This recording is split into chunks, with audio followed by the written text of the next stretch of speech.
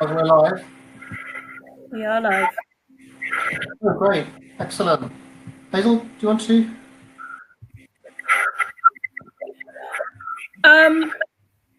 Good afternoon. We are now starting our webinar on some tax tips which may be useful to you. I think we'll just wait a few minutes to see if some more latecomers will straggle in. Yeah, and we've got a special guest today, Rob Evans. We'll just, as Hazel said, we'll wait for a few seconds and we'll do some introductions and before we start.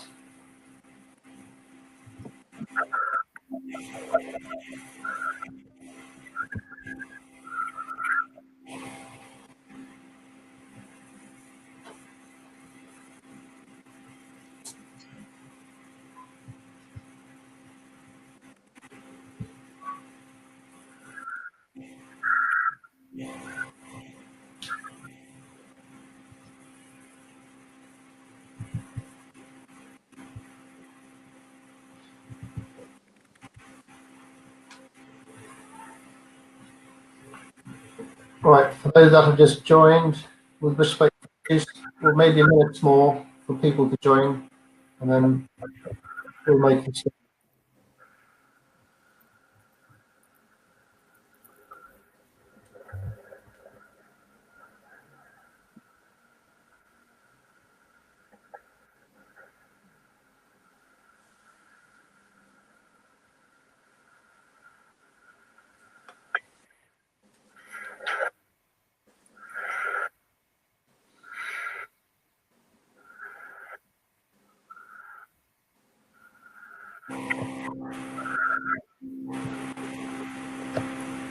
Okay, well, let's make a start.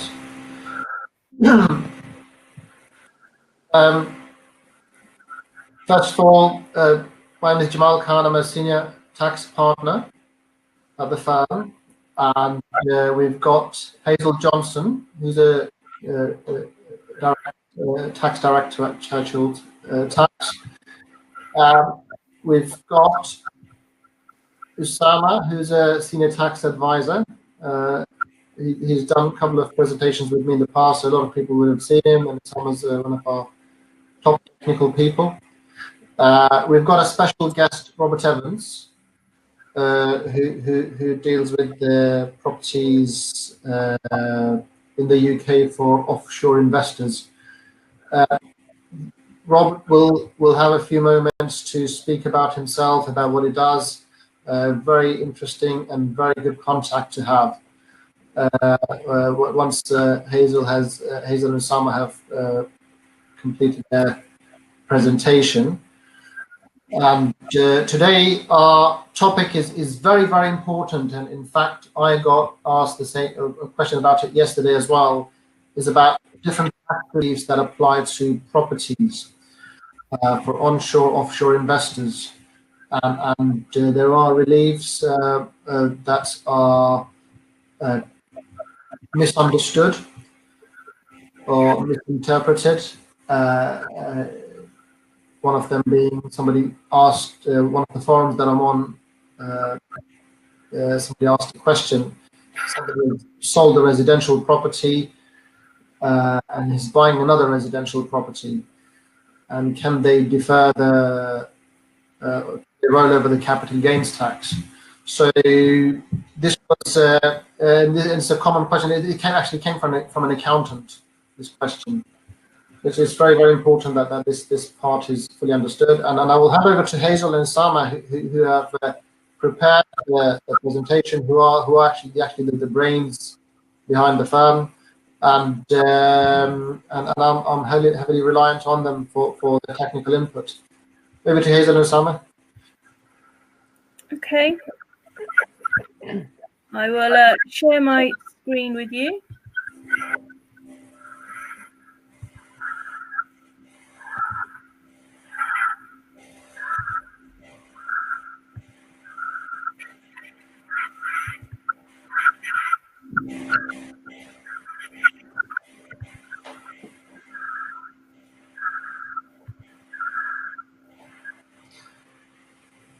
Okay, so this is a seminar that's going to talk about tax saving tips. We are.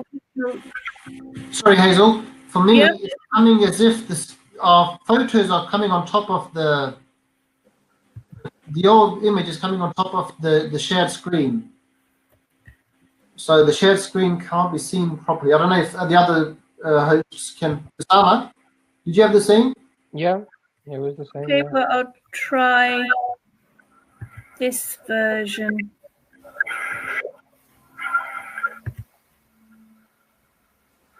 Oh, that doesn't make it any better, does it? Nothing.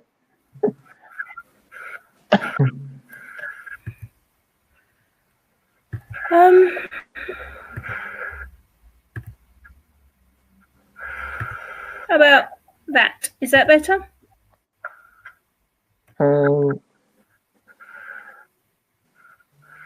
If we go on top middle of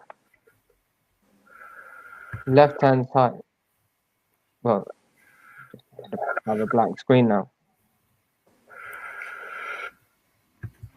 I guess the problem you're having, Hazel, is because you can't see. You can only see the slide. You can't see what. This is the problem I have. Yes. If you try one more time, if it doesn't, but anyway, it's fine. We try one more time. If it doesn't, then we just continue as it is.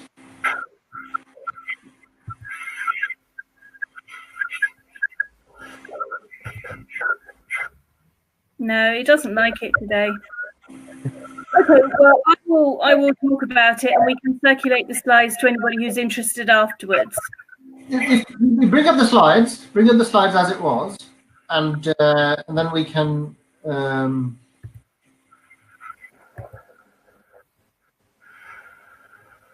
That's never happened before. No, I don't know what it's doing today. Try that. You did. Well, you did the first time. None of it is working this time. I'm doing exactly what I did before, and it's not liking it at all.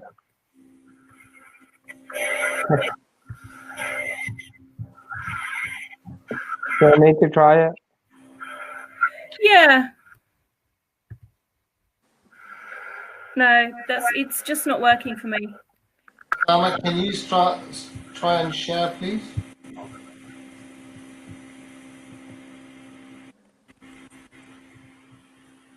Let's see if this one works.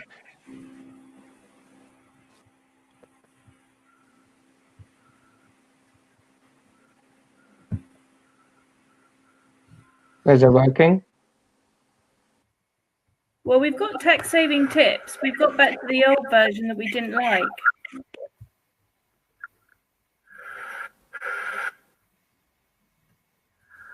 Because I can't see myself or any of you lot. So. What we've got is the slides with 4 pictures on top of it. I think that's the best we can do today. I don't know why it's not working as usual. Right. Okay. Well, let's carry on. Hazel, you've got the slide with you, and Hazel and Usama, and then let's just move on. It was just. So, as I was saying, Churchill Tax Advisors, we are a specialist tax advisory firm based in London and Essex, but we offer national coverage, and we specialise in tax planning, including income and business tax and inheritance tax.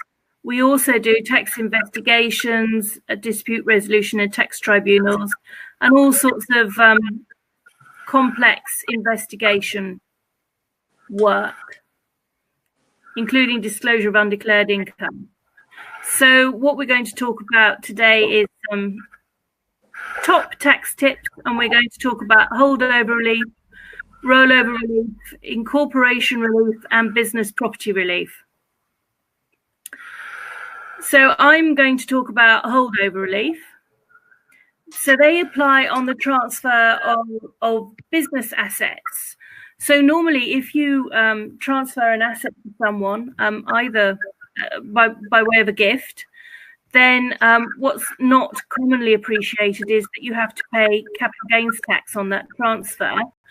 and the revenue will assume that you have received proceeds equal to the current market value of the asset. And obviously, this is a bit of a hindrance for passing on business assets down through the family or to other people you want to benefit.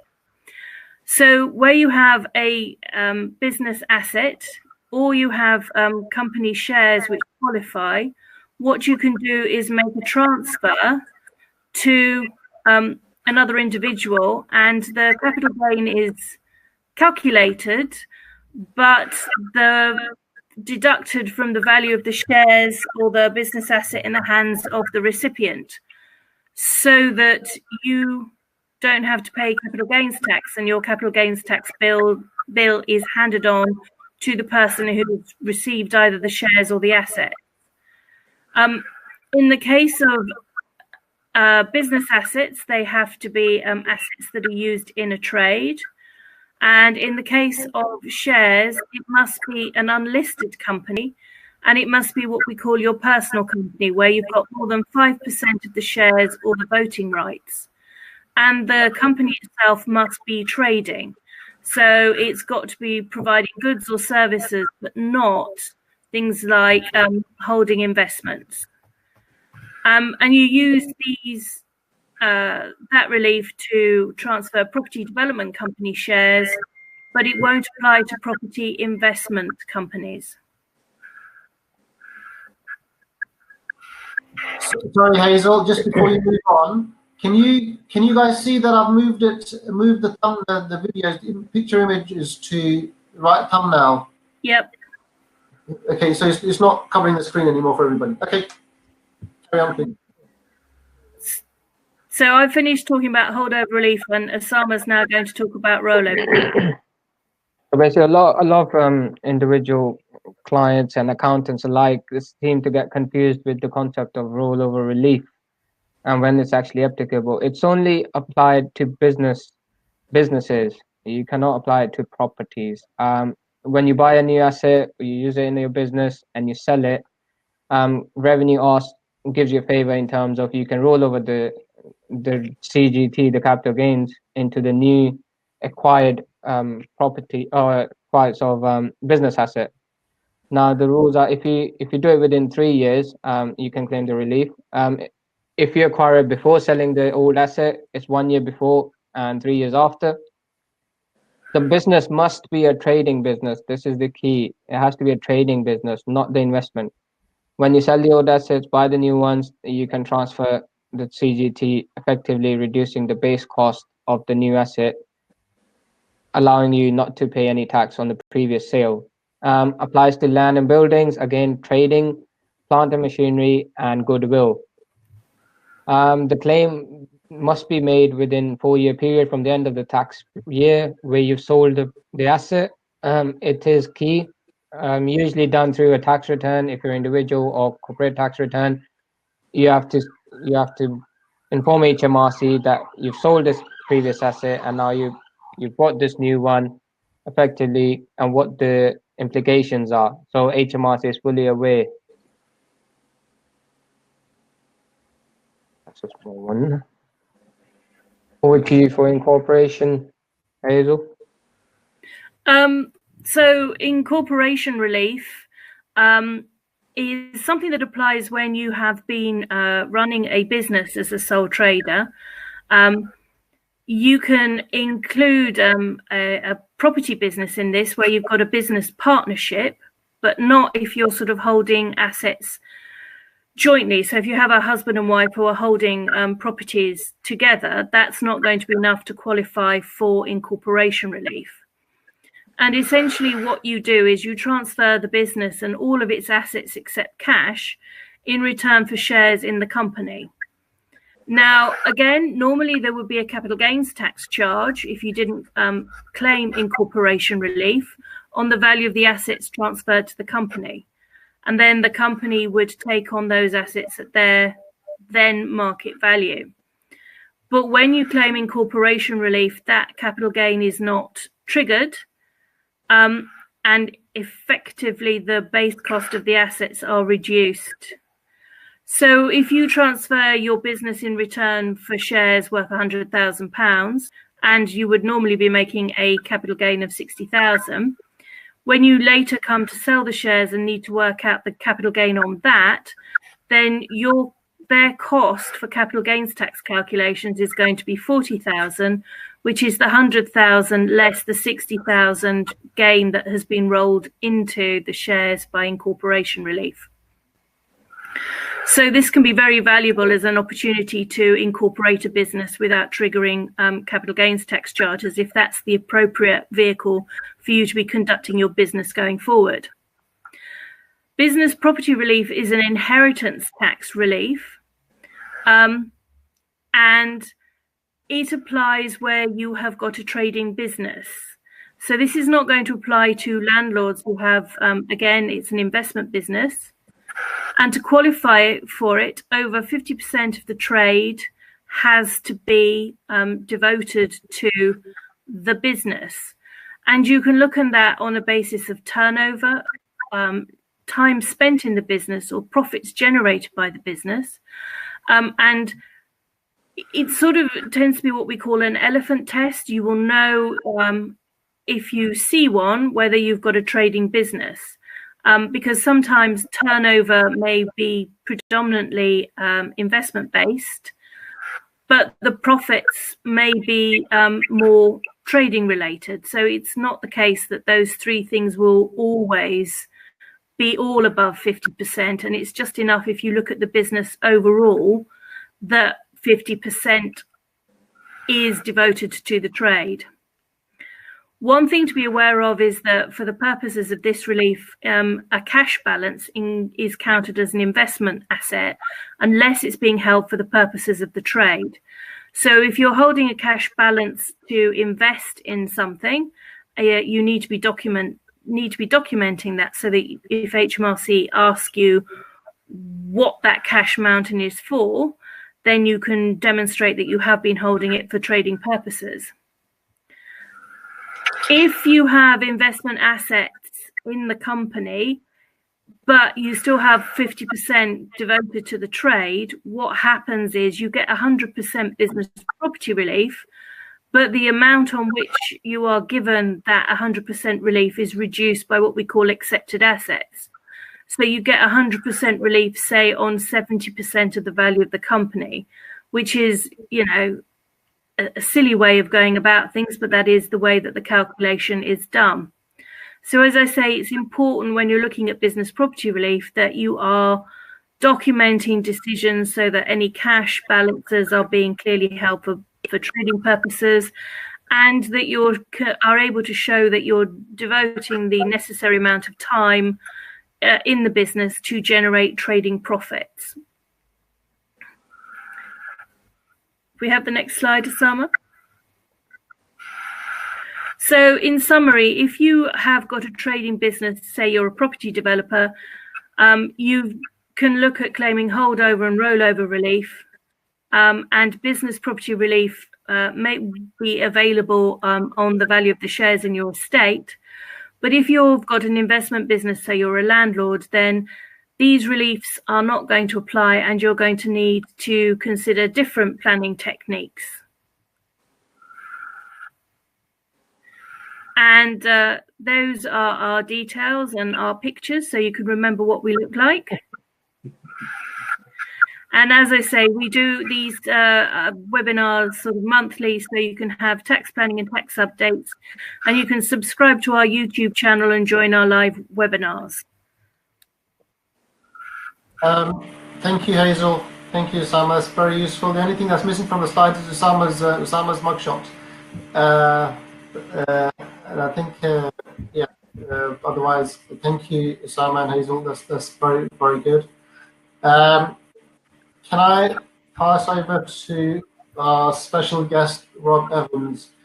Rob, do you want to tell us about yourself? Tell us about what you do and how you can help some of our clients who are high net worth individuals. Tell us about yourself. Good afternoon, all attendees, and thank you to the hosts. I identified with some of the issues that Hazel raised there. Personally, as I have a couple of scenarios myself, which are not dissimilar to ones described. So some very sound advice from Hazel. I'm sorry, Rob. Your picture seems to be frozen. Hazel, is Rob's picture frozen for you, or is it just for me? It's frozen for me as well. Put the camera off and put the camera back on. We might be able to see you. Just a moment. Bear with me. I think Storm Francis is causing a lot of trouble today. We can survive this. We'll survive anything.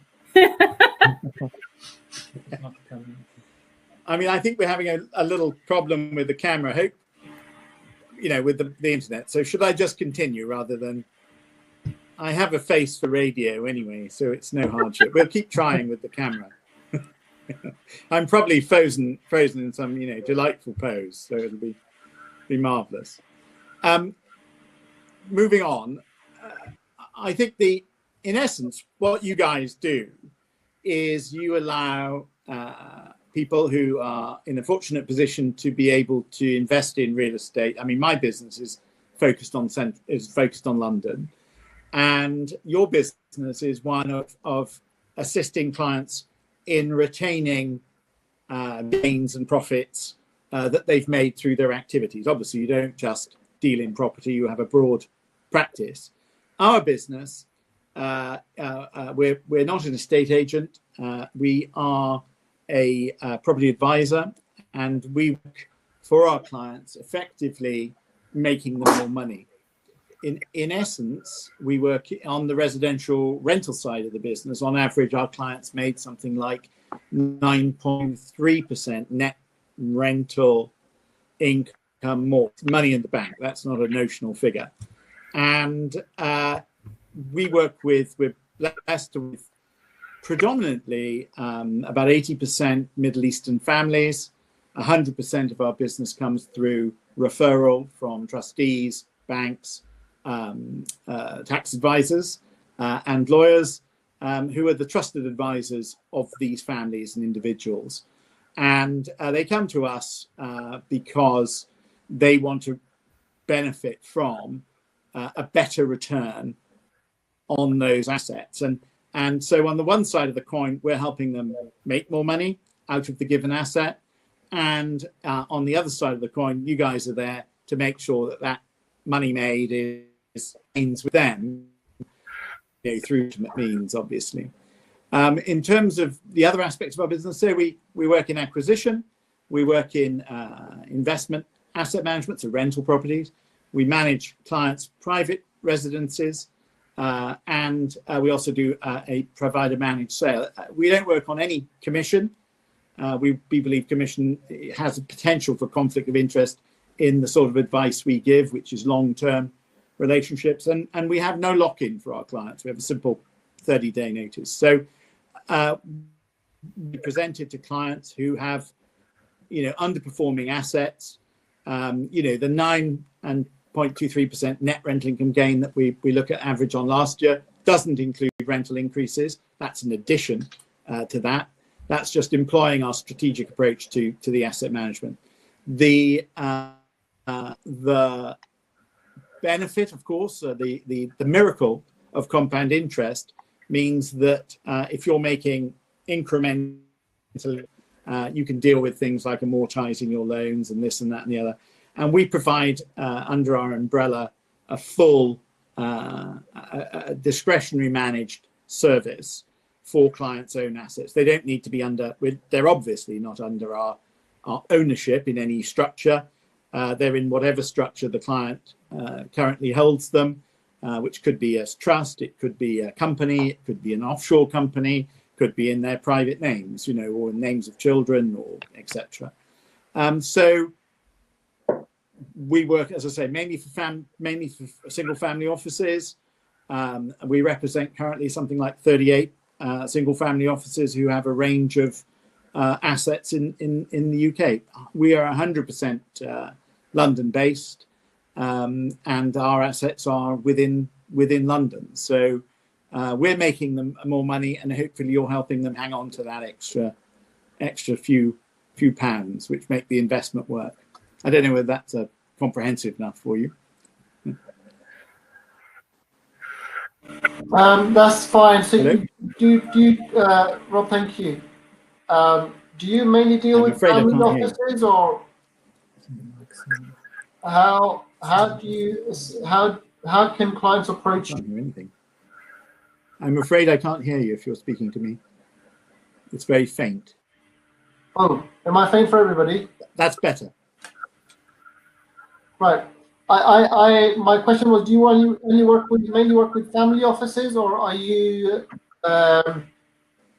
How do clients find you? Well, 100% of our business is by referral. So it might be from their bank, it might be from their trustee or fiduciary, it might be from their law firm. It's basically, we work alongside their trusted advisor.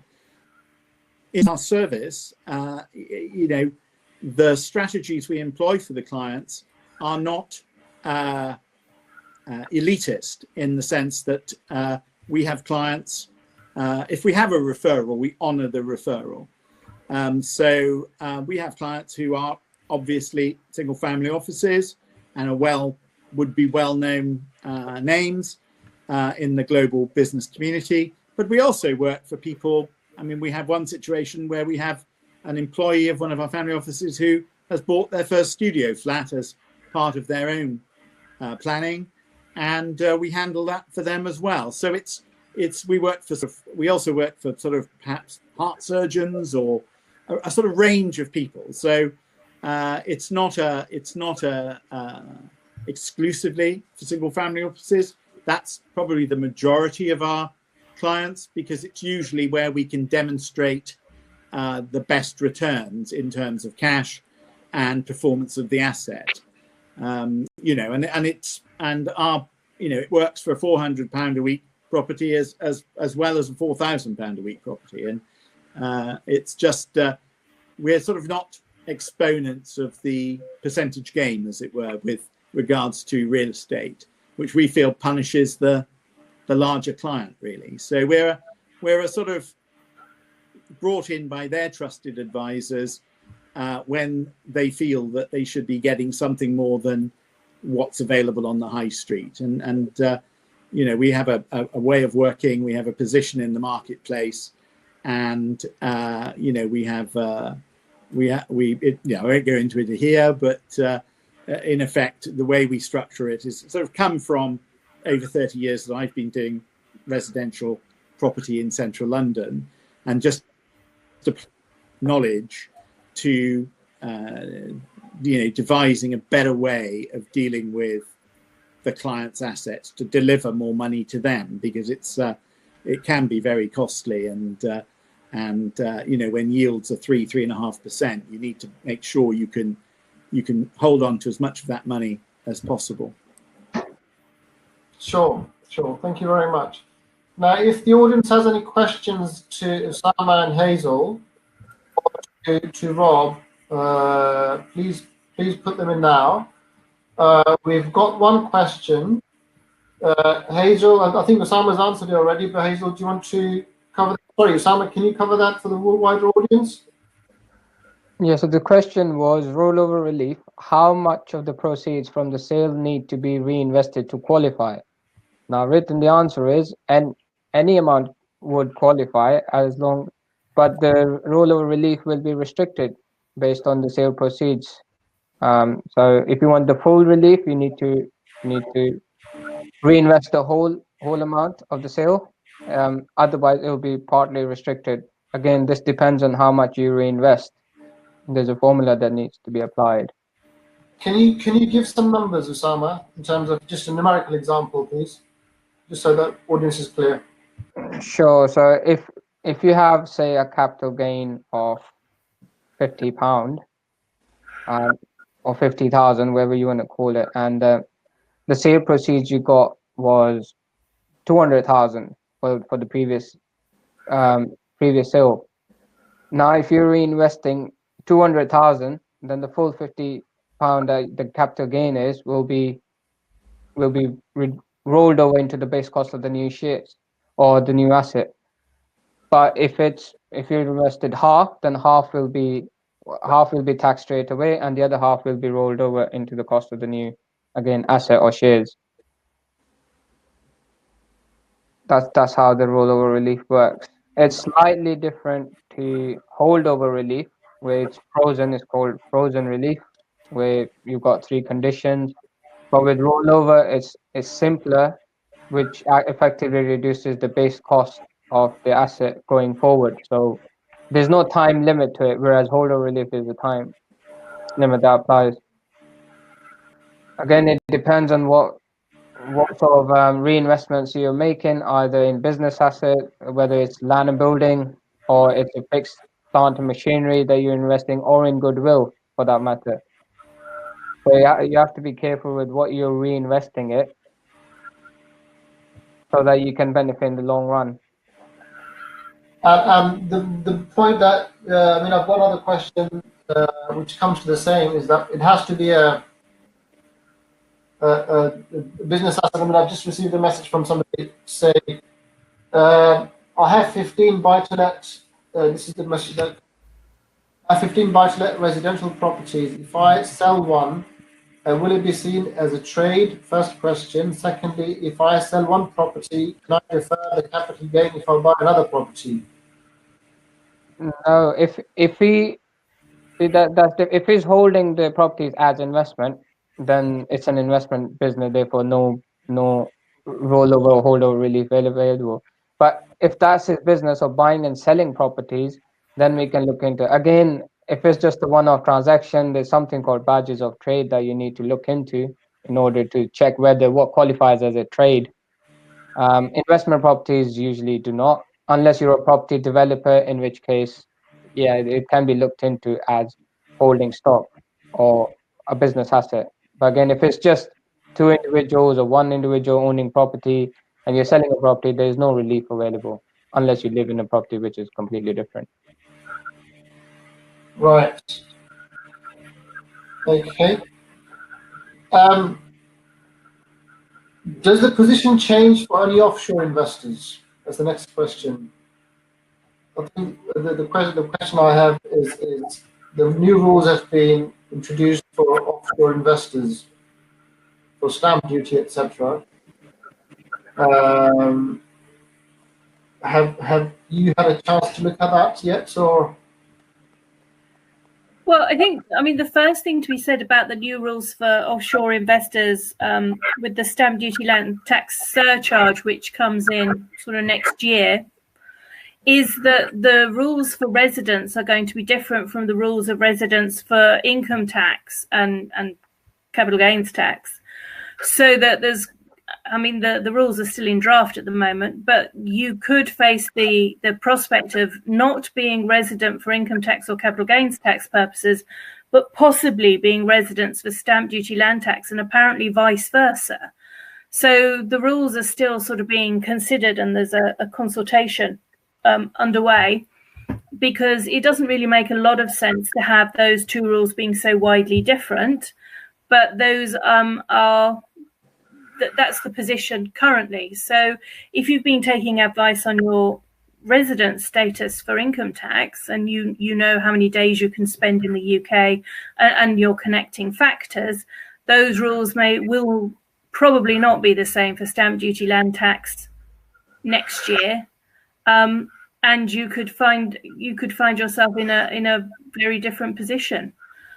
I suppose theoretically it might be possible to organise things so you were not resident for income tax purposes, but were resident for stamp duty land tax purposes, and so you didn't have to pay the surcharge, but weren't subject to income tax or capital gains, or all capital gains, because of course non-UK residents are now taxable on capital gains on UK land, and the rules on that are very complicated, and they vary depending on whether you're holding it through a company or personally, but at least some portion of the gain will be brought into charge either as of 2015 or as of 2019. And the rules on that are very, very complicated.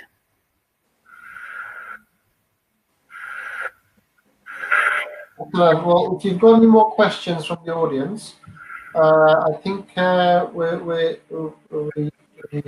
we've answered most of the questions that we've had. Some of the other questions I think you've covered already in your presentation. I'd like to thank everybody. I'd like to thank you, Rob. Rob, do you have any contact details that you can share so people can contact you? You're very faint again. I don't know whether you're far away from the microphone or I can barely hear you, to be honest with you. I'm sorry. Can you hear me now? Keep doing that. What did you say? Can you hear me now? Perfectly. Okay. Do you have any contact details that you can share for our audience? Just read them out. I've supplied those to your colleague earlier. All right, you did. Okay, that's great. So okay, they should be with you somewhere. Thank you for joining us today. It's my pleasure. Thank you for having me. The audience, hopefully we will send out a recording in due course. If you have any questions, you can contact Hazel or Usama. Hazel's email is h.johnson@churchill-tax-advisors, and Usama's email is Awais, A-W-I-S, Usama? AWAIS. AWAIS at churchill-tax-advisors.co.uk. You can call us on 0207 998 1834. Thank you very much. Thank you. Thank you. Bye-bye. Bye-bye.